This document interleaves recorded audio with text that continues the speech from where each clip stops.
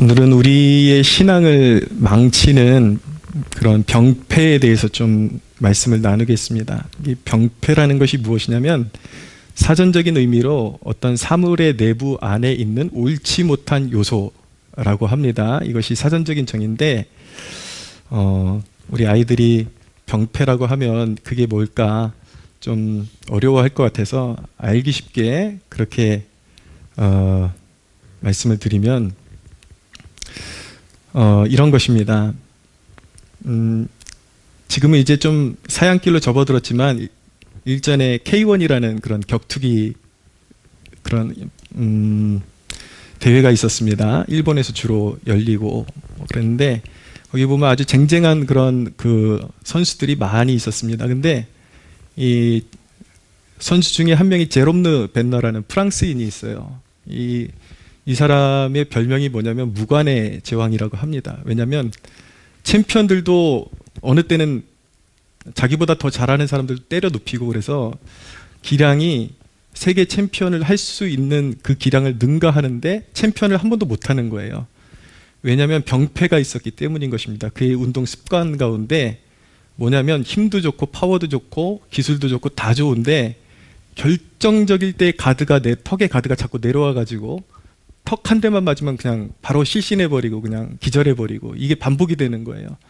그러니까 이 사람에게 있어서는 그 턱을 습관적으로 자꾸 내려서 방어를 제대로 해내지 못하는 병폐가 있었던 것입니다. 이런 게 병폐예요. 계속 잘 갈 수도 있었는데 어느 한 부분이 계속 뚫려서 잘못된 습관이 있어서 그것 때문에 이제 큰 실패를 경험하게 되고 폐단을 가져오는 그런 부분을 이야기할 때 그 병폐다. 그게 당신의 인생의 병폐다. 이것이 우리 공동체의 병폐다. 이런 이제 뜻을 가지고 있는 것입니다. 우리 신앙에 있어서 우리 신앙을 무기력하게 하고 못쓰게 하는 병폐로 두 가지가 있는데 첫째는 무엇이냐면 잘못된 예상을 하는 것. 생각 속에서 일어나지 않을 일들을 자꾸 예상하고 잘못된 그런 예측을 하는 것. 이런 것들이 이제 신앙을 망가뜨리는 병폐가 되는 것입니다. 오늘 말씀 보시면은 45절부터 한번 눈으로 따라와 보십시오.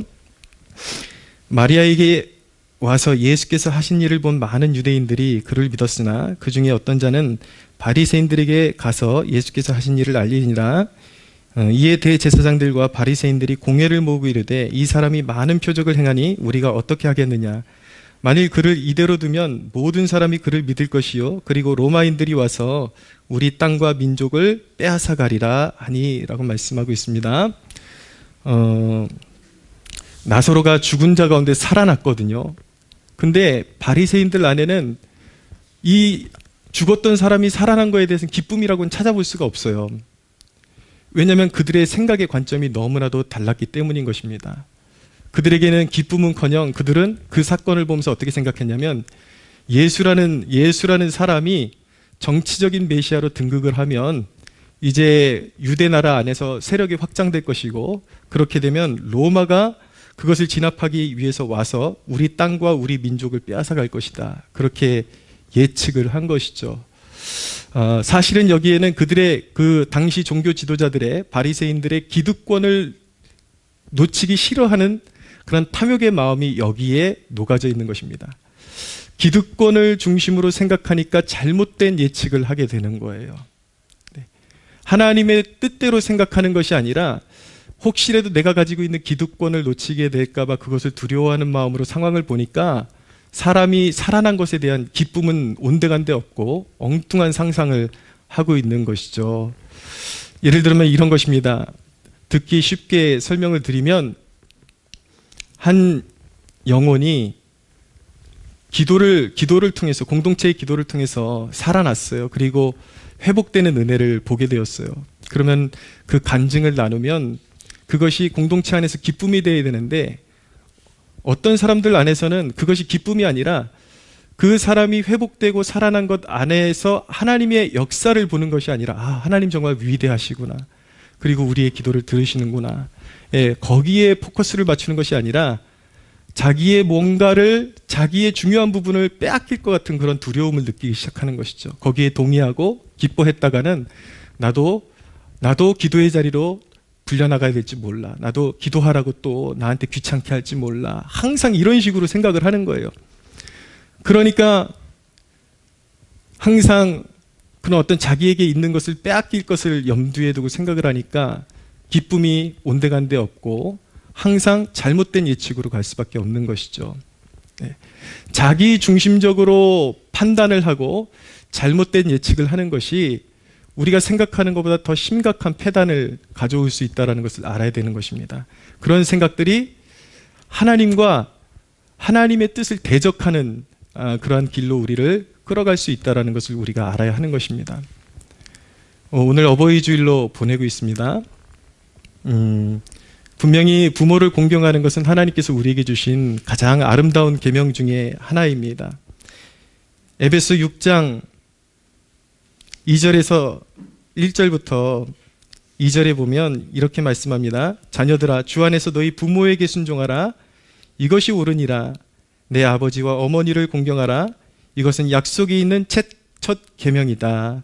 이로써 내가 잘되고 땅에서 장수할 것이다 라고 말씀하고 있습니다. 부모를 섬기는 것은 약속이 있는 첫 계명이다 라고 말씀하고 있습니다. 근데 이런 계명을 대할 때에 하나님의 뜻은 부모를 공경하는 것입니다. 그런데 많은 가정에 부모로 인한 상처를 갖고 있는 자녀들이 참 많습니다. 거의 부모에게 받은 상처가 없는 가정이 없을 정도로 그렇게 많이 자녀들이 힘들어하는 경우들을 보았습니다. 그래서 부모를 용서할 수 없다, 엄마 아빠를 용서할 수 없다, 축복할 수 없다, 이렇게 돼버리는 것이죠.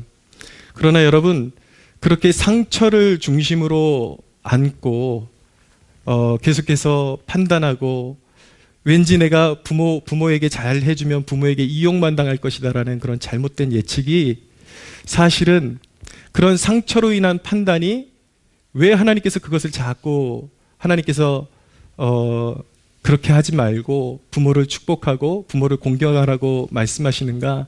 사실은 우리에게 가혹한 그런 계명을 주시는 것이 아니라 우리를 축복하시기 위해서 하나님께서 그런 계명을 주시는 것이라는 것을 우리가 알아야 하는 것입니다. 우리는 늘 뭔가 베풀 때 상대방에게 어떤 자격을 논하거든요. 저 사람이 나에게 상처를 줬는데, 저 사람이 나에게 이렇게 했고 또 앞으로 잘해준다 그래서 저 사람이 나에게 잘해줄 거라는 보장이 없다라고 느끼는 것이죠.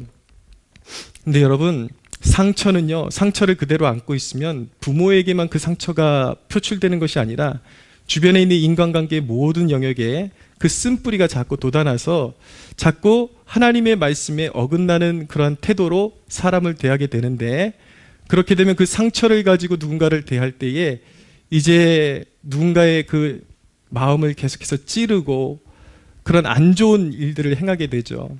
그러면 그대로 나는 상처받았다고 생각하지만 후에 시간이 지나고 나면 내가 또한 남에게 상처 주었던 그 모든 것들이 나에게 열매로 돌아와서 내 삶을 찌르고 내 삶을 괴롭히는 가시가 되는 것입니다. 그래서 하나님께서 우리를 사랑하시기 때문에 우리를 위하셔서 원수 갚는 것은 내게 맡겨라 라고 말씀하시고, 너희는 축복해라, 그리고 특별히 부모가 너희를 길러준 은혜에 보답하는 삶을 살아라. 그러면 부모가 자격이 있어도 사람들은 혹시 이러다가 내가 부모에게 또 이용당하면 어떻게 될까? 여러분, 하나님은 여러분들이 그냥 무작정 부모에게 끌려다니는 것을 요구하는 것이 아닙니다. 여러분들이 너무 우유부단하기 때문에 그런 걱정을 하는 것이지, 아닌 것은 아니라고 말할 수 있어야 되지만 부모를 부모 자체로 그 자체로 공경할 수가 있어야 되는 것입니다. 부모를 섬기고 부모에게 때가 되면 잘 챙겨드리고 부모가 이제까지 길러준 그 은혜에 기억하면서 잘 보답하는 삶을 살아갈 때에 하나님께서 우리 인생의 모든 필요를 하나님께서 채우시고 또 오늘 말씀에 네가 땅에서 잘 될 것이다 라는 그런 축복을 주고 계신 것입니다.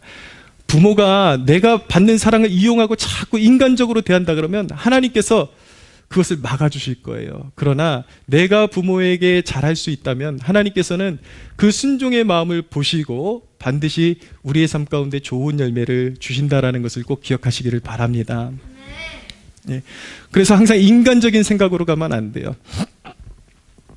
네, 오늘 어버이 주일을 맞이하고 있는데 우리 특별히 은성이, 지성이, 예람이, 희성이, 그 아빠가 4명 기르려고 얼마나 등골이 휘시겠니, 그지?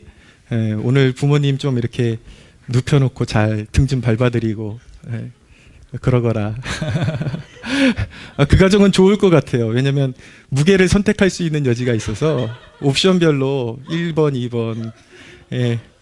우리 한결이는 너무 묵직해가지고 밟힐 때마다 헉헉 소리가 나요. 헉헉 소리가 나는데 거기는 옵션이 있으니까 잘 그렇게 부모님을 잘 섬겨드리길 바란다. 여러분, 이들의 병폐가 무엇입니까? 48절 끝에 보면 로마인들이 와서 우리 땅과 민족을 빼앗아가리라. 항상 하나님을 생각하면 빼앗길 것부터 생각을 하는 거예요. 무언가 섬겨야 된다 이런 걸 생각하면 빼앗길 것부터 생각하는 것이죠. 왜 사람들이 주님께로 가까이 가지 못하는가? 세상 즐거움을 빼앗길까 봐 가까이 가지 못하는 것이죠. 전도를 하면 어떤 사람들은 심지어는 이렇게 말하는 사람들까지 보았습니다. 내가 예수 믿으면 나중에 자식들한테 제사상 못 받아 먹을까 봐 그런 거 걱정하고 있는 거예요. 지극히 인간적인 생각인 것이죠. 여러분, 죽으면 천국 아니면 지옥으로 가는 것입니다. 이 땅에 어슬렁어슬렁거리고 우리의 영혼이 배회하는 것이 아니에요. 그것은 무속신앙인 것이죠. 여러분, 하나님은 여러분들이 생각하는 것보다, 우리가 생각하는 것보다 더 좋은 것들을 주시고 좋은 계획을 가지고 있다는 것을 꼭 믿으시기를 바랍니다. 왜 자식들한테 제사상, 죽어서 제사상을 얻어먹을 생각을 합니까? 하나님 앞에 예배드리고 하나님은 우리에게 천국을 유업으로 주십니다. 할렐루야. 영원한 기업, 영원히 닳지 않는, 영원히 변치 않는 나라를 주시고 또 하늘의 능력을 부어주시는 분이 우리 하나님이시잖아요. 그 믿음으로 살아야 되는 것이죠. 여러분, 그래서 생각을 바꾸지 않으면 항상 인생에 결국은 실패가 오고 절망이 오고, 이 잘못된 예측, 내 생각에서 비롯된 잘못된 예측을 통해서 그것을 고치지 않으면 항상 우리의 그 인생의 결말은 가시덤불처럼, 그런 가시가 돋아나서 정말 인생이 괴로운 인생, 축복받는 인생이 아니라 가시가 돋아나서 결코 결실할 수 없는 인생이 될 수밖에 없다라는 것을 우리가 깨달아야 하는 것입니다. 두 번째 병폐는 무엇이냐면 고백과 사람의 생각이 다른 것이 병폐예요. 잘 들으십시오. 사람의 입술로 고백하는 고백과 그 생각이 정반대에 있는 것, 그것이 바로 인생의 병폐요, 신앙의 병폐인 것입니다. 오늘 49절 50절에 보면은 이 그 해의 대제사장 가야바의 그 말을 우리가 주목해 볼 필요가 있습니다. 49, 50절 같이 한번 읽어 주실까요? 시작. 그들에게 말하되 너희가 아무것도 알지 못하는도다. 한 사람이 백성을 위하여 죽어서 온 민족이 망하지 않게 되는 것이 너희에게 유익한 줄을 생각하지 아니하는도다 하였으니. 네. 자, 그 해에 예수님이 살아계실 때에 공생애 때의 대제사장인 가야바가 이런 말을 합니다. 너희가 아무것도 알지 못하는도다. 너희가 무엇을 해야지 현명한 건지 잘 모른다. 이런 말이에요. 그러면서 한 사람이 백성을 위하여 죽어서 온 민족이 망하지 않게 되는 것이 너희에게 유익한 줄을 생각하지 아니하는도다. 어떻게 보면 예수님의 그런 대의를 생각하는 말 같아요. 근데 이 말은 사실 이 탐욕덩어리인 이 대제사장이 자신의 기득권을 잃어버리지 않기 위해서, 사실은 민족을 생각하는 것이 아니라 예수님께서 메시아로 등극하고 영향력이 커지게 되면 자신들의 기득권을 다 빼앗기게 되니까 예수님 한 분이 죽으심으로 말미암아 자신들의 기득권을 지켜내는 것이 훨씬 더 유익한 일이다, 이렇게 지금 말하고 있는 것입니다. 근데 놀라운 사실은 무엇이냐면 가야바의 이 이야기는 사실은 음모였어요. 예수님을 죽이고자 하는 음모였어요. 음모를 세운 것이죠. 계략을 세운 것이죠. 근데 놀라운 것은 하나님께서 가야바의 입술을 붙드시고 역사하셔서 그의 생각은 악한 동기로 내뱉은 말이지만 그의 입술을 통해서 정확하게 하나님의 뜻이 성취될 수 있는 예언적인 메시지가 선포되게 하신 것입니다. 그러니까 이 사람의 동기는 자기의 탐욕을 위한 동기로 그 말을 내뱉은 것인데, 하나님께서는 그 입술을 사용하셔서 예수 그리스도께서 온 인류를 위한 십자가를 지실 것을 예언하도록 그렇게 선포하도록 그렇게 섭리하셨던 것입니다. 그러니까 이 악인은 자기의 탐욕대로 말을 내뱉은 것이지만 하나님은 그 악인이 원하는 대로 두지 아니하시고 그의 말이 성취되는 듯 하면서 하나님의 뜻을 이루어 가실 거예요. 할렐루야. 저는 여기서 좀 거룩한 두려움을 느끼게 되었습니다. 제가 목사로서 설교는 똑바로 할 수 있을지 몰라도 이 강단에 선포되는 말씀은 지극히 옳고 성경적인 메시지가 선포될 수 있을지 몰라도 그럼에도 불구하고 내 입술의 선포와 다르게 내 생각이 무지하게 더럽고 가식적이고 하나님의 뜻을 대적하는 상태에 있을 수 있다라는 그런 경각심을 받게 되었습니다. 하나님이 요구하시는 것은 무엇입니까? 입술의 고백과 그 사람의 생각이 같아지기를 원하시는 것입니다. 할렐루야.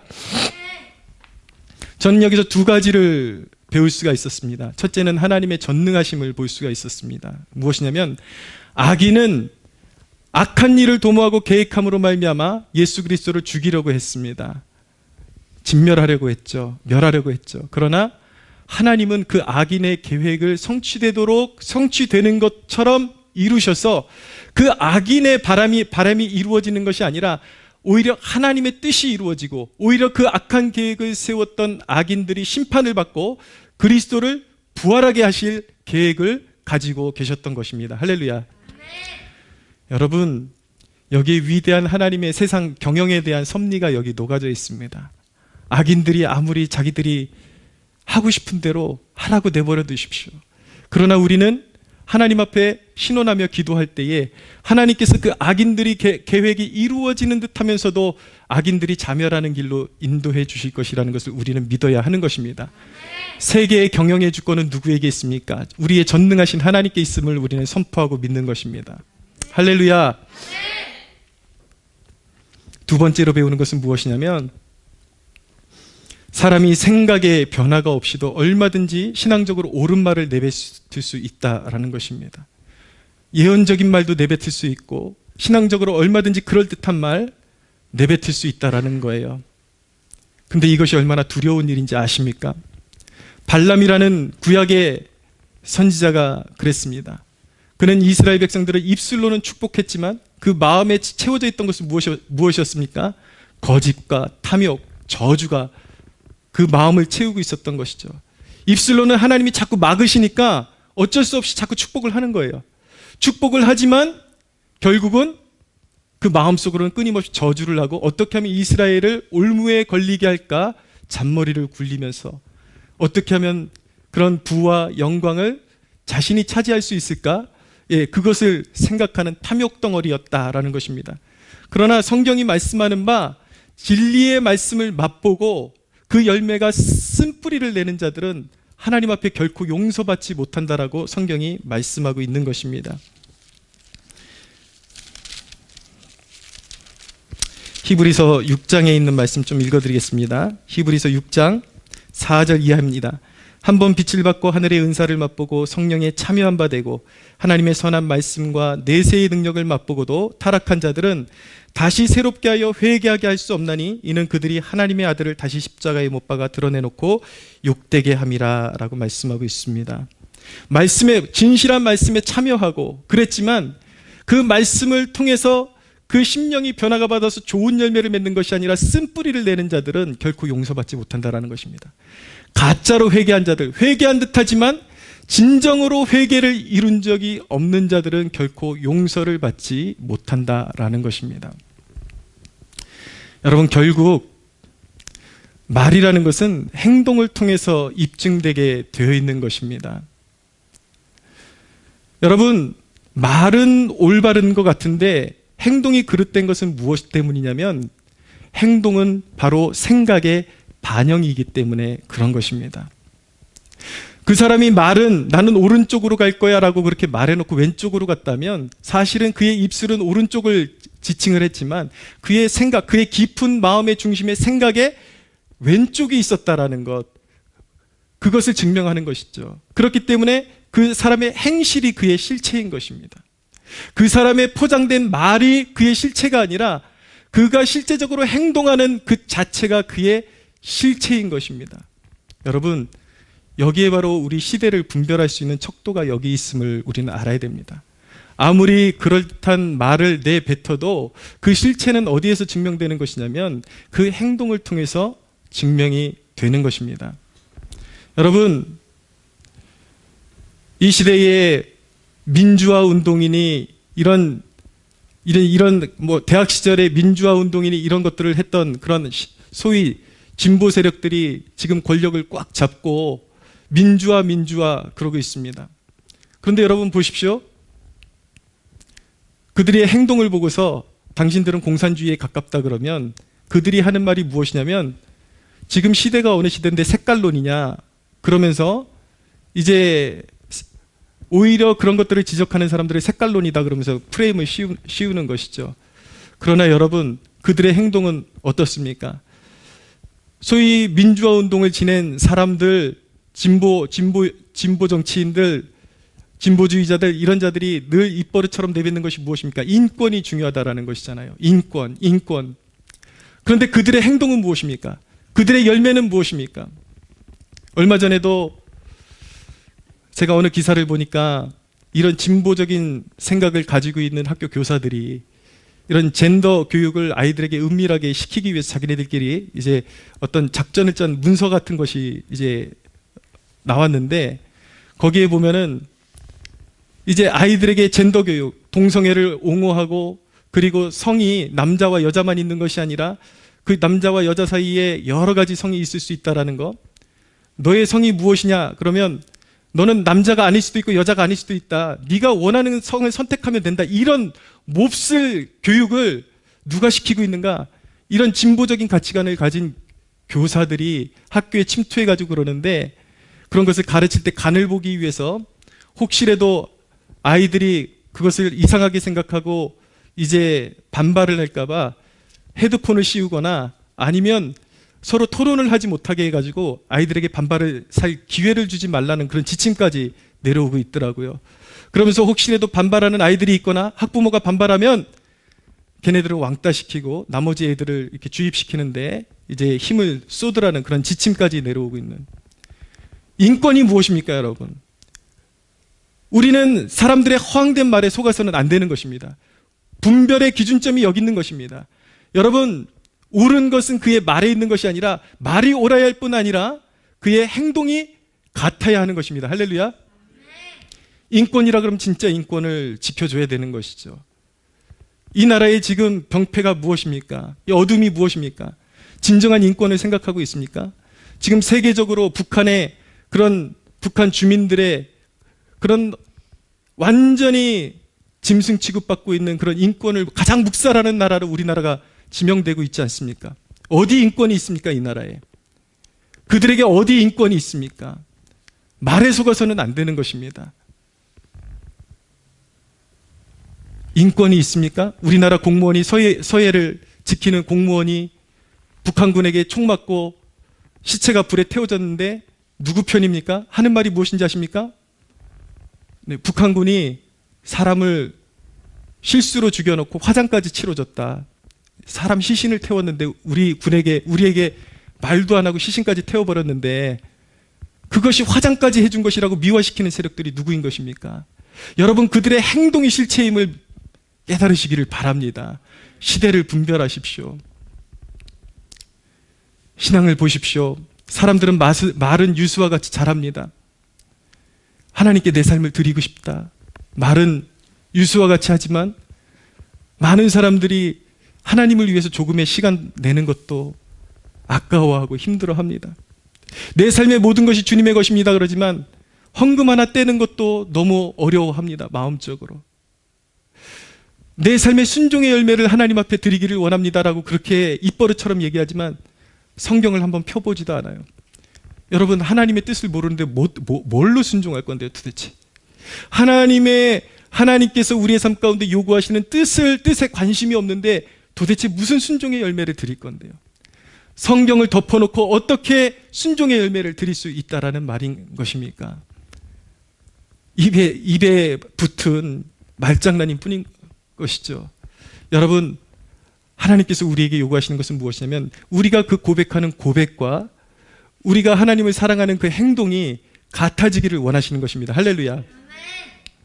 우리의 고백과 헌신이 같아야 하는 것이고 우리의 고백과 사랑의 그 마음과 그 헌신과 행동이 같아야 하는 것입니다. 성경에 보면 행한 대로 심판할 것이다라는 말씀이 있는데 그 뜻은 무엇이냐면 우리가 믿음이라고 말하는 것의 진의를 따라 심판하시겠다라는 뜻인 것입니다.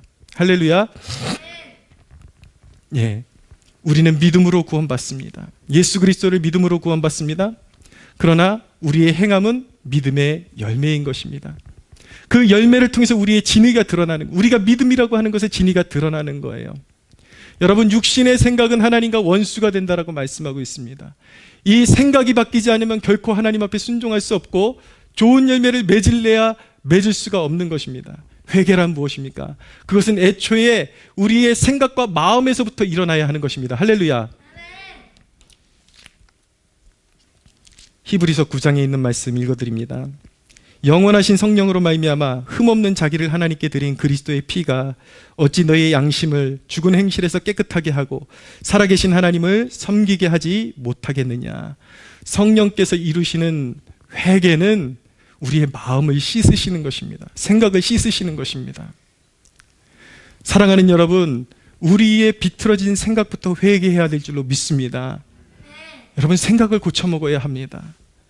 생각 속에서 늘 부정적이고 늘 불순종하고 늘 인간적인 생각에 갇혀있고 정욕에 갇혀있으면 아무리 말씀을 들어도 하나님 앞에 순종할 수 없고 좋은 열매를 맺을 수 없게 되는 것입니다. 여러분, 그런데 난제는 무엇이냐면 우리가 인간적인 생각으로 우리의 생각을 고쳐먹을 수 없다는 거예요. 그 뿌리가 다르기 때문에. 육신에 있는 사람은 하나님을 기쁘시게 할 수 없다라고 말씀하고 있습니다. 육의 생각은 하나님과 원수가 된다라고 말씀하고 있습니다. 이 육신의 생각이 씻김을 받지 않으면 단순히 노력한다 그래서 내 생각이 바뀌는 것이 아니에요. 내 생각의 관점이 틀어져서 바뀌지 않으면 100가지를 선택해도 처음에는 하는 척하다가 끝에 가서 반대쪽으로 꼭 틀어지게 되어 있습니다. 왜냐하면 그는 육에 속한 사람이기 때문에. 생각의 변화를 받고 싶다면 여러분, 단순히 우리가 나 생각을 바꿀 거야 노력한다고 단순히 노력만으로 되는 것이 아니에요. 변화를 받아야 하는 것입니다. 할렐루야.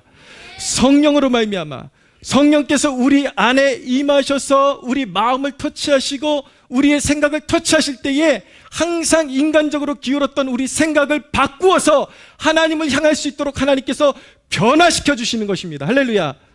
물론 인간의 의지도 필요한 거예요. 그 변화를 이미 경험한 사람, 거듭난 사람은 하나님께서 주신 의지를 통해서 내 안에서 육신의 생각과 영의 생각이 싸우고 있을 때 육신의 생각을 물리치고 영의 생각을 붙잡아야 하는 것입니다. 할렐루야.